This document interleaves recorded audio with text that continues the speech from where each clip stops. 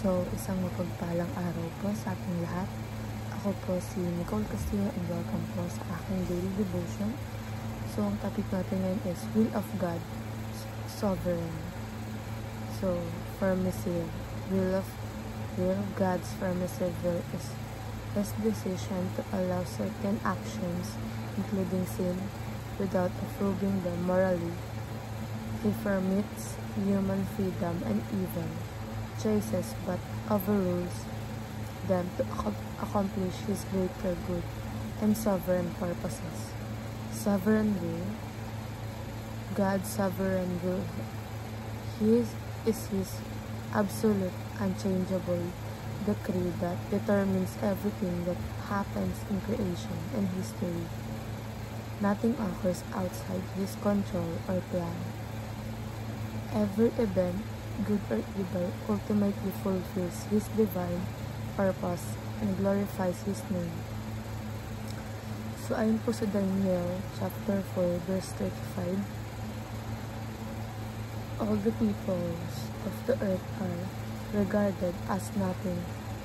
He does as He releases with the powers of heaven and the people of the earth.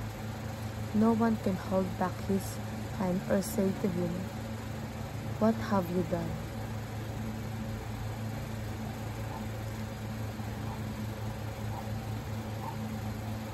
So, ayon po sa ating katuruan, sinasabi po dito na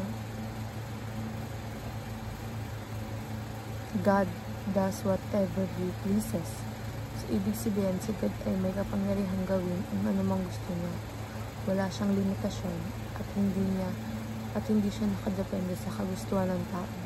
Kung gusto niyang mag-bless, magligtas sa kumilos sa isang sitwasyon, gagawin niya yun sa tamang oras.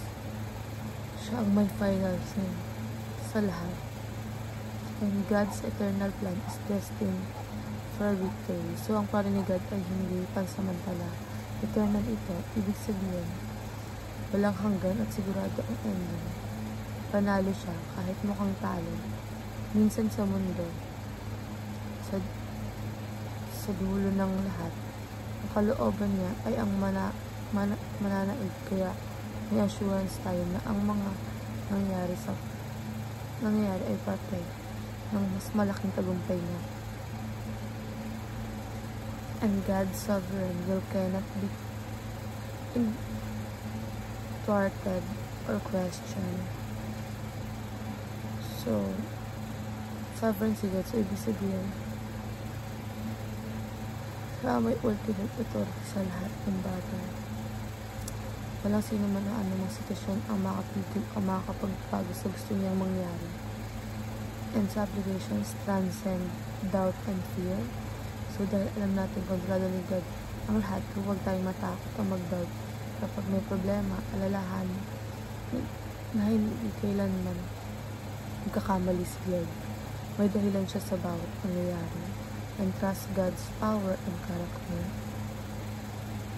And train your heart to be still before the Lord. And ayun lang po, maraming salamat po.